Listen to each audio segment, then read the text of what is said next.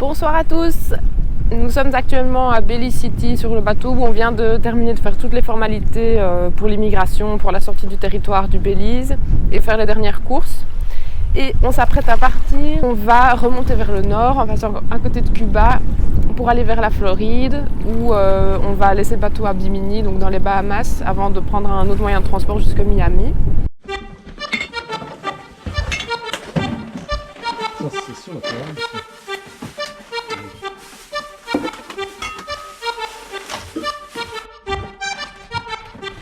C'est ce que tu mets là-bas?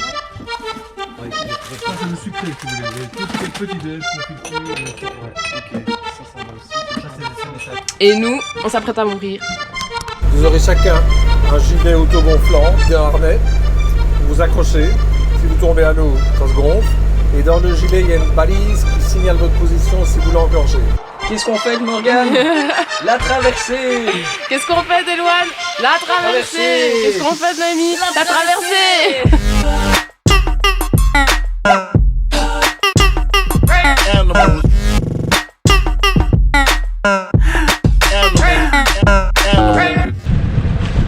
Combien pour le bateau? On est parti les gars.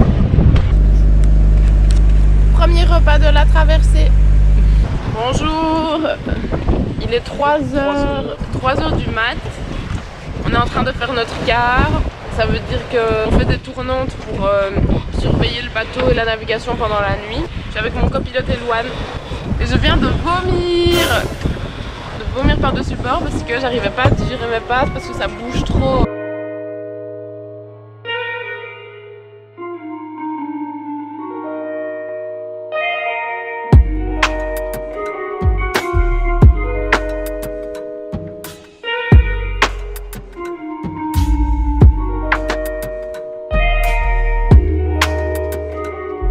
Tu es ma planète, moi ton satellite qui descend sur Terre jusqu'au zénith. Après l'effort, le décor s'étale, le silence qui parle. Quand le soleil se couche, au large de ton épaule gauche, d'après la boussole, je suis au sud. Tous les compteurs s'affolent sur la pointe de tes pieds. Tu es le monde entier. Au loin je vois ton visage. Je pars vers l'horizon, horizon sensuel. Ce rêve est ma vision, horizon sensuel. Je pars vers l'horizon, horizon sensuel. Ce rêve est ma vision. Alors on est parti, mais finalement la nuit tombée. Parce que les formalités ont pris plus de temps que prévu. Alors le temps de dégonfler l'annexe, de caser les provisions, de mettre l'annexe sur le pont, de préparer tout ça, il était pratiquement 7 heures quand on est parti. On a eu 3 heures au moteur pour sortir du lagon. Après ça, on s'est retrouvé avec juste le bon vent pour prendre la mer, c'était bien. Pour la mer, évidemment, c'était pas le lagon, donc des vagues, ça fait que chacun cherchait un peu ses marques pour dormir. Donc là, on va attaquer un long bord de près, jusqu'à cette nuit où le vent en principe devrait un peu tourner plus au sud et nous permettre de gîter et de tanguer un peu moins. Il fait très beau, il fait chaud, on doit fermer toutes les écoutilles parce que le pont est bien arrosé. Donc il fait super chaud. Il fait quand même chaud, hein. Là on a 28 degrés. Il y a une île à 15 minutes où on pourrait s'arrêter. Et on va pas s'arrêter. On va pas s'arrêter. Non. Attends, j'essaie de trouver un angle où je suis pas trop moche. En fait, ça va être compliqué ça. connard. L'expression. En fait, tout devient une épreuve. Genre, on n'arrive pas à lire. Je voulais faire du montage impossible. Lire impossible. Dormir à l'intérieur, Impossible. ça nous rend malade aussi. Même, genre, descendre, se faire à manger une tartine, ça nous prend 15 minutes pour rassembler nos forces. Et descendre et faire une tartine, quoi. C'est un peu désespérant. Traversée jour 2. La nuit s'est bien passée, plutôt mouvementée. J'ai fait mon quart de 21h à minuit, puis j'ai essayé de dormir, mais ça bougeait de ouf. Mais ça va, le mal de mer est un peu parti, enfin. Et là, on attaque la deuxième journée.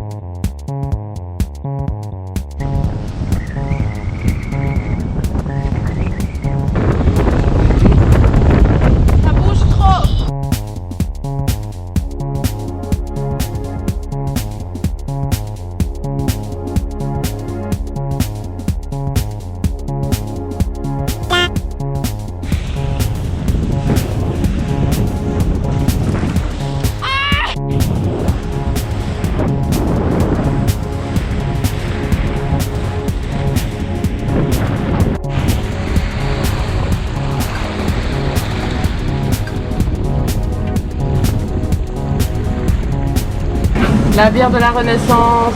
Ouais. La meilleure bière du Belize. Jour 3 de la navigation. La nuit s'est super bien passée. J'ai fait mon quart avec Elouane de minuit à 2h. Et pendant toute la nuit, la mer était vraiment plus calme qu'avant. Donc on a pu bien dormir sans se faire réveiller toutes les 5 minutes parce que tu te valdingues de l'autre côté du lit. Par contre, ce matin, la mer a recommencé à se lever. Et donc je recommence à être un peu malade alors que hier ça allait beaucoup mieux. Je vais vous montrer ce qu'on voit de ma fenêtre. La mer redevient quand même un peu forte. Ça bouge pas mal. Je pense que je vais aller me recoucher, essayer de dormir.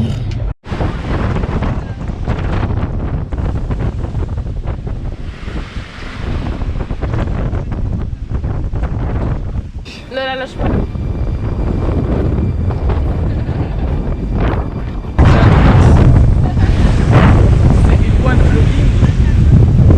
On est parti pour une expédition à l'avant du bateau. Je sais pas pourquoi je fais ça, j'en ai vraiment aucune idée. C'est un peu la merde. On va aller tout devant, puis on va se retourner à l'abri au plus vite. Voilà. Et faire en sorte que la route ne tombe pas à la mer aussi.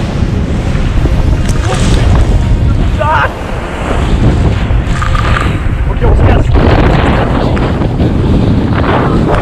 On se casse. Tiens, récupère ça.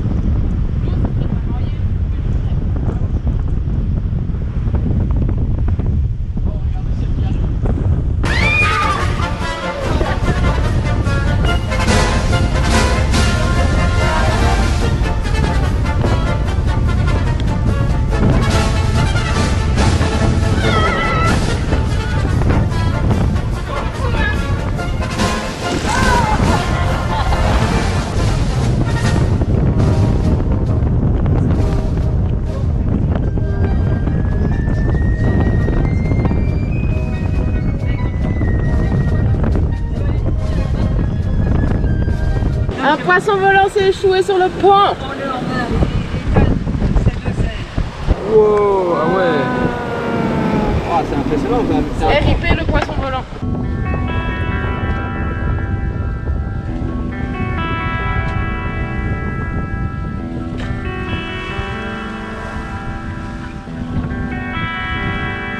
Dernier jour de navigation, enfin.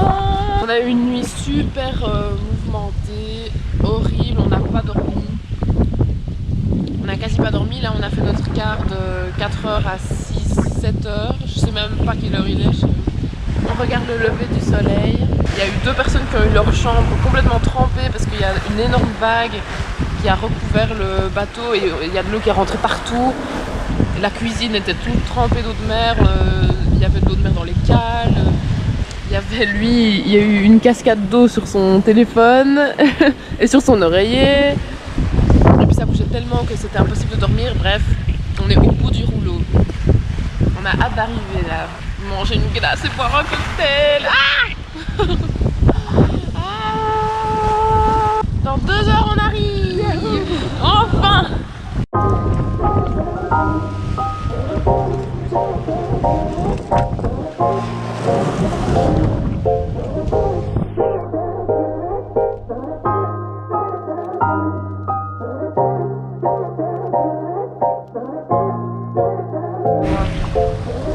Destination en vue.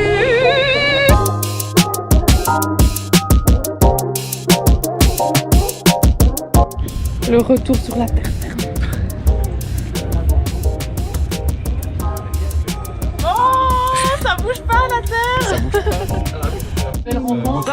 Santé à notre arrivée. Le capitaine sans faille et un mango sans trop de faille. Et au mango aussi. Enfin de la civilisation, du wifi, du Beyoncé. comme c'est beau. Il y a un petit poisson et tout, mais c'est pas un poisson. C'est trop cool, tu bois ton verre et tu vois les poissons. C'est trop cool. Easy